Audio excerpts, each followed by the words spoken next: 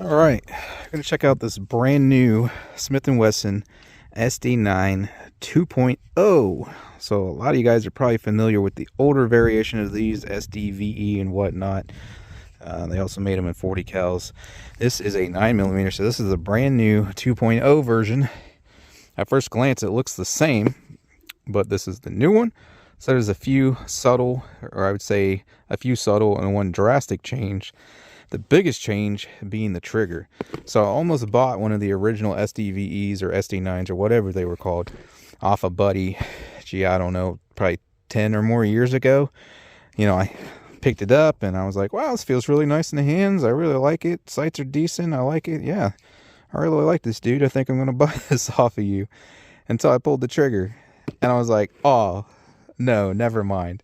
So the old ones, they had like an 8-pound trigger and a super long, heavy pull with a ton of creep before they finally broke. And I just absolutely hated that. So I was like, no, I'm going to pass on that.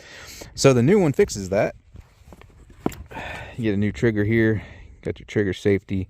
They call it a flat blade, but you can see it's actually still slightly curved there. But vastly improved trigger. Sorry for the dirty fingernails. Been picking up brass out of the mud all day. Ohio winter. So there's your take up there. I'm questioning myself whether or not I racked the slide on this, but I think so.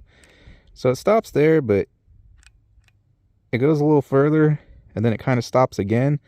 And then here's the pull through. And yeah, it's not cocked. All right, let's try this again. Yeah, again, it stops there, goes a little further and then stops, and then the pull through. And as you can see there, once it hits that wall, there's no creep. Clean, crisp brake. A little bit heavier than a Glock. It's about 6 pounds, maybe 6.5 pounds, but definitely just a very small amount higher there than some of the others in the 5-pound range, but drastically better than the old one. The grips are updated. I always thought, you know, ergonomically the original felt great, and this one does too, but these grips give you a lot better bite than the old one. Slide is slightly redone. The serrations are a little different and whatnot. Still got the standard 3 white dot sights, which I'm perfectly fine with. Unfortunately, you only get, at least at this time, only get one 16-round magazine. Drops free. Not 100% sure, but it looks like you can possibly switch it over there. Drops free. And I don't have an old one to compare it to, but I swear that this one feels a little bit lighter than the older one. And this is pretty light overall. So while it's a full-size or nearly full-size 9mm there, it's going to have a little extra recoil because it's coming in so light for something this size. So not necessarily a bad thing, especially if you want a light carry weight. And especially if you combine that with carrying some of the sub 100 grain self-defense ammo available, you know, like the 68 grain Extreme Defenders by Underwood or whatever. You can get a, you know, full-size pistol like this with a real light carry weight there. So that's not necessarily a bad thing, but it is going to increase the recoil just slightly. You got a chamber indicator there, so when you have a one in the chamber, you can see the brass through the port there. Obviously not optics ready. Sights are driftable, so you can adjust the sights with a little punch and whatnot. Striker fired, obviously. Slide release on this thing, well, it's slide lock, but I'm one of those that like to use the lock to release the slide a lot, and it works excellent on this one. I mean, not only is it super accessible, but it's super easy. I hate it when they stick, but this one works excellent. So that's good news for people like me that love to use that. A little tack rail up front there. But let's try her out. Shooting this Max Tech today. I always see this stuff cheap, never tried it out, so this is the first time. So we'll see how it does. 115 grain FMJ. I'll start out on my target down here. I'll walk down to about 5-6 yards, see where point of impact is, see if I need to adjust the sights or anything like that. Print a little group, knock down some steel and such. Let's see if this is difficult to load.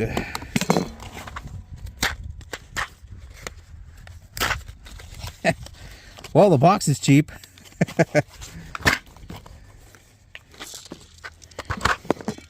And for what it's worth, my fingers are absolutely freezing.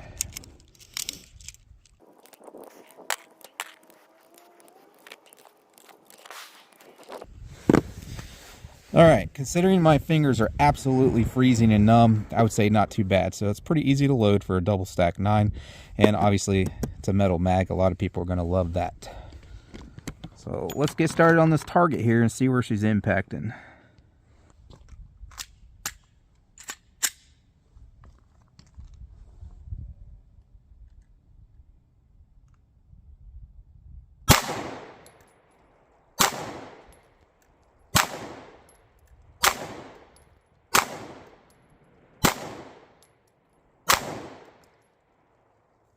Well, I pulled that one off to the right. That was my fault, but she's pretty much good to go.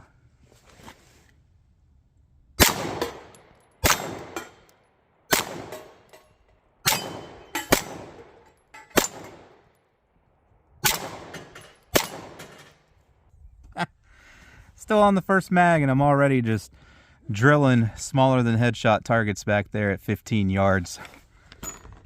Laser rangefinder confirmed. Link in the description if you want you a good cheap budget optic. That one's lasted me for years. It's excellent.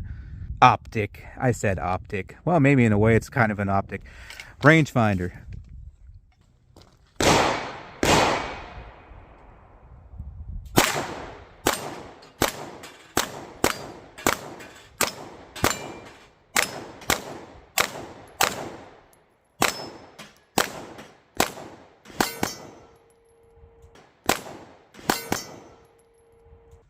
I got a little too comfortable. Missed that one like 3 or 4 times trying to run it a little too fast. It would help if my hands weren't absolutely freezing. And that was 16 plus 1, by the way. So I walked up with 1 in the chamber, obviously, and then full 16 in the mag as well, and she ran great.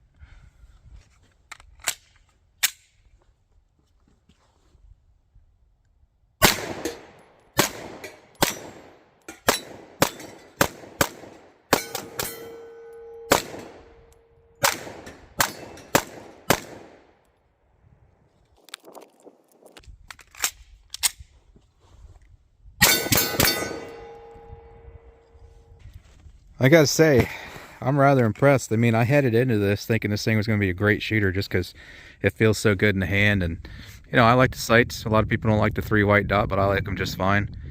You can see how freaking steady this is. I'm just one-handed there.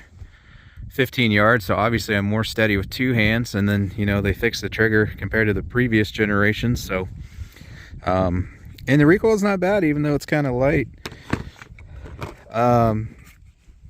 I mean, yeah, I'm loving it. I mean, it feels a little lightweight and cheap, but runs fantastic. And a lot of you are going to hate me, but I do this all the time. Straight out of the box. Didn't clean it, didn't lube it. I do that intentionally as like a worst case scenario reliability test. So I know which guns will, you know, if any are going to let me down in a worst case scenario, dirty, dry, no lube, you know, apocalypse type scenario, and which ones won't. And this thing runs just straight out of the box. So huge credit right there for that as well, especially for a low budget, you know, 3 bills entry model right there. But load back up again. Let's see how many of these back here at 15 yards I can get without missing. Again, these are smaller than headshot, so I say any pistol is good enough to hit these pretty reliably, especially standing freehand. It's a decent gun in my mind as far as accuracy goes.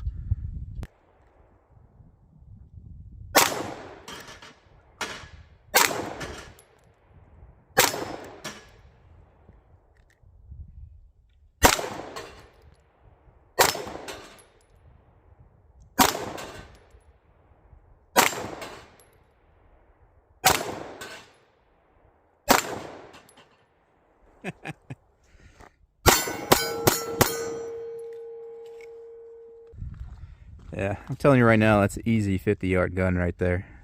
Which I don't post them a whole lot anymore because they don't get very many views for some reason, but I used to take pistols down to the rifle range, shoot them 100 yards. I mean, I still do here and there, but not as...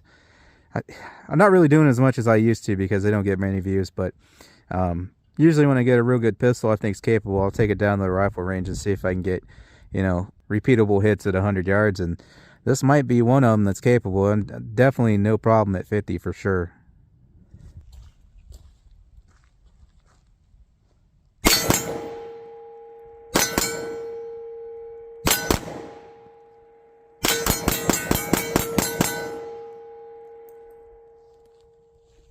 Yeah, it's pretty easy. And that's what my hands are freezing, guys, so that would be way easier if they were warm. But still, no problem with freezing hands. Like that, my hands hurt so bad. Like this is even like starting to, the texturing hurting my fingers, almost like frostbite, because it's like 35 degrees out here right now, and I've been out here for a few hours. But yeah, I think that about does it right there. Excellent gun for the money. Just want to show you guys this real quick. Like I said, it feels kind of like light and cheap.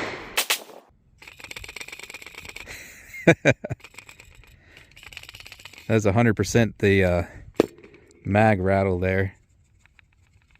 Slide's actually pretty steady there. But with how light it is, and then you close her up there though, it tightens up that mag. So yeah, it does feel a little light and cheap, but I don't think that's really a reflection of the value you're getting there. So this is a great gun now. Like I said, I hated the previous generations, because the trigger was just absolutely horrible. So I never even tried, but I'm loving this one. And I gotta say, I've reviewed a Stoeger that I got, the STR9 last year, and that is my absolute hands down pick for you know, something in this category, in this price range. It's just an amazing deal what you get for the money, and it just feels excellent, shoots excellent. And I gotta say, other than this feeling a little cheaper build quality, that this is pretty freaking close, right up there with that Stoeger. I really like the G series as well for the price. You know, you get the Taurus full-size G3 for a little bit less than this one here, or about the same depending on where you shop. And those are great guns for the money as well. But the Taurus is a little bit heavier, again, because this is so light. Like, this is real light for its class. It feels lighter than it should be. Like I said, almost gives it like a cheap feeling. So the Taurus feels a little more robust. Taurus feels a little more robust and better built than this, as does the Stoeger. But man, this thing is just right up there with them in terms of reliability, accuracy, and, you know, excellent ergonomics. So I'd put it right up there with them. And like I said, that could be, you know, a blessing in disguise. You know, if you want as light as carry weight as possible, go with the Smith, because it's lighter, and then keep those lightweight rounds in there too, and you'll be drastically lighter than one of the other guys with, you know, standard weight ammunition in there. So could be a good thing. Also, this video wasn't about the ammunition, but like I said in the beginning, first time I tried this stuff, it all ran pretty good and fairly accurate as well, so that's good to know. If you guys want to get yourself any of the products you see me use in any of my videos, like my target stand there, targets I use, steel targets, rangefinder I mentioned earlier, earmuffs, safety glasses, and more, links in the description. Also, go ahead and throw up my review videos of that G3 and also that Stoeger. I'll put links to those in the description as well if you'd like to check those out. But thanks for watching, guys. Appreciate it as always. Oh, by the way, if you want to see a bunch of 9mm gel tests I've been doing, I do have a 9mm gel test playlist on the channel. So if you want to know what defensive ammo you should be carrying, you can go check that out. But again, thanks for watching, and I hope to catch you on the next one.